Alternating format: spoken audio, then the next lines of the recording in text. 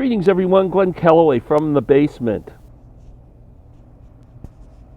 Well, Glenn Kellaway from Florida. I am in Winter Park, Florida, visiting my daughter and son-in-law. And we got here last night, 7 o'clock. And what do I do the first thing this morning? Well, I've had a cold, so I stayed in bed a bit. But I waited till 10 o'clock, and I went online to get Bob Dylan tickets. Public sale this morning at 10 o'clock for Bob Dylan at Massey Hall. So the title of this video is F Ticketmaster. I'm done. I have not experienced anything that I've been hearing about because I haven't bought tickets for a big name performer. I've stayed away from the Springsteens. I don't like going to big concert halls anymore. You sit in the top row and you don't get your money's worth and you get frisked going in and it's just bullshit. So, but Bob Dylan Massey Hall, I mean, Bob Dylan's 80s, 95 years old. Like, I didn't think anybody'd give a crap. But the whole world seems to want tickets for this show at Massey Hall. So there was a pre-sale, supposedly on Tuesday, for American Express holders, front of the line. I spend my day trying to find somebody with an Amex card who might help me out. Found someone, hooked up the Amex card as my primary payment option. Everything's going smoothly. That was on Monday, I guess. On Tuesday, for the day of the sale, I get on 10 o'clock. There's no link for the front of the line sale. None. It's gone. So I'm going, okay. I'm trying to find out what's going on. I went on, if anybody is familiar with the Expecting Rain website, it's dedicated to Bob Dylan and all music-related stuff. It's great, one of my favorite websites. Anyway, they have a forum for Bob Dylan fans. So I went on the forum, and I'm checking under passcodes, because everybody's looking for passcodes. One guy said, hey, I had this problem in Toronto with da-da-da-da, front of the line. It's the same problem I had. So I thought it was just me, but it turns out there was some frickin' confusion. I don't know what happened. So Thursday, I'm traveling all day. I can't stop on yesterday, to get at 10 o'clock in the morning to do the Live Nation / Ticketmaster pre-sale. I think I had a code. They were kind of guessing at what it might be, so I was going to try it. So I get here at 7 o'clock last night. First thing I do is open up my iPad, go on Ticketmaster. It says the pre-sale is on right now. I go, good, maybe I'll get lucky and get a ticket. I push the frickin' button to buy a ticket. One ticket comes up, $745, or was it $475? Anyway, either $475 or $740. I can't remember. I get so frickin' confused. Give me a frickin' break. It's a pre-sale. So, okay. Done with that. This morning, 10 o'clock, public sale. Man, I hook on 10 minutes early. It says I'm in a queue. There's a wheel spinning and spinning and spinning and spinning and spinning. It's now after 10 o'clock. It's 10:01, 10:02. Magically comes up and says, you are now in line to buy a ticket at 10:03. 10:03 comes on.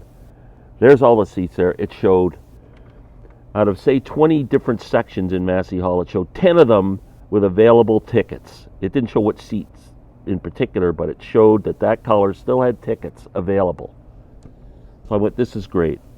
I was going to try and buy 2 tickets, but I thought I'd probably get better luck with a single, so I was going to try and buy 1 single and come back and buy another single, or try and get 2 singles. I just thought it might be easier.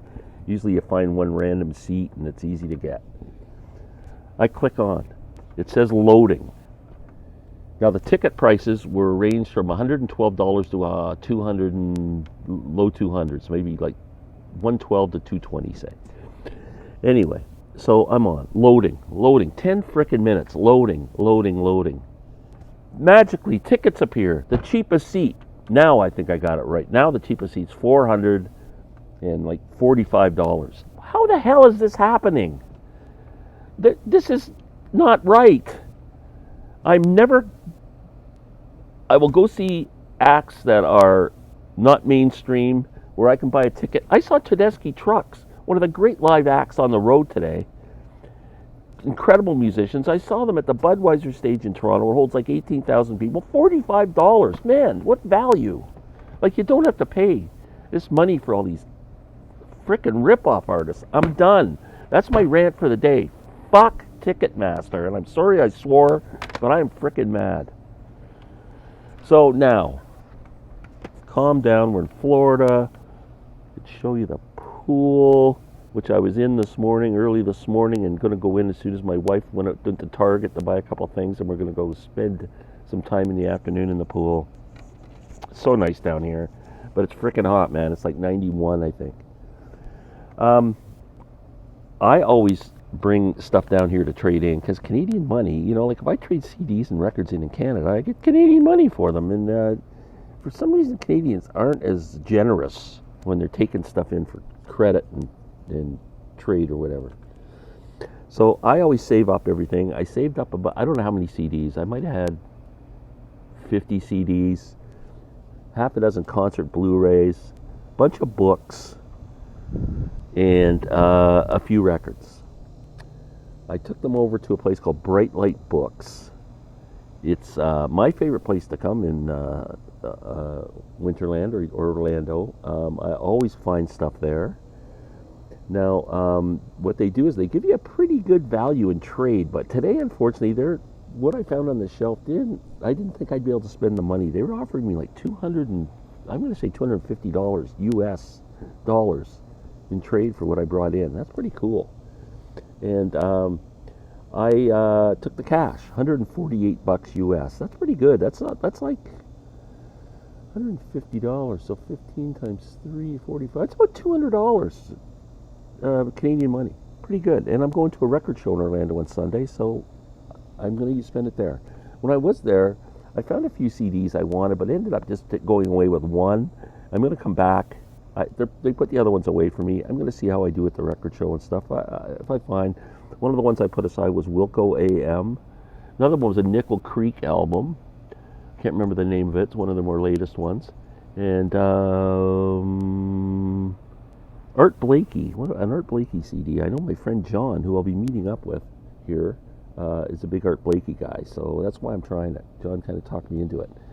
A while ago, I bought this album on vinyl. Something Else, Cannonball Adderley, Miles Davis. I love this album. It's fantastic. If you like kind of blue, and you're gonna love this. Some of the same cast of characters actually, and so I got it on CD for like $5, and I picked it up. Anything else I picked up was books. I'm looking for books to read. There's a book I've been looking for a long time, and I've never found it used until today. I'm a Believer. It's Mickey Dolenz biography. I bought it for like $6. I'm really excited to read that. Because I'm kind of getting into Alice Coltrane, Ravi Coltrane, trying to get more into John Coltrane. I wanted to read a biography on him, so I got Chasing the Train. I don't know if anybody's read this book, but we'll check it out again. That was like $5, $6. Now, I'm a big bluegrass guy. Many, many years ago, I think this album came out maybe in late 70s, maybe, original by Neil Rosenberg. It's Bluegrass, a History. And I remember just devouring this book. It's a really good, informative book. I loved it. I learned so much reading this. And it brought it right up to, I'd say the early 70s with the Newgrass guys. And I bought it for like $8, and I am so happy to have this, to revisit this book. It's one I've been looking for a long time. So that's it. I don't want to get all angry again. Just Ticketmaster, let it leave your mind. I'm never doing that again. I'm out. So I wish everybody, John Lennon, he always believed that peace was achievable because it's up to us, right? If you don't pick up a gun, you don't go to war. There are no wars. And it's a pretty idealistic way of thinking, and John was a bit of an idealist, but I kind of feel that way myself. Like, no one can force me to kill another human being. Like, if the whole world felt that way, it would be a much better place. And I feel that way about Ticketmaster on a smaller scale and not as an important a scale.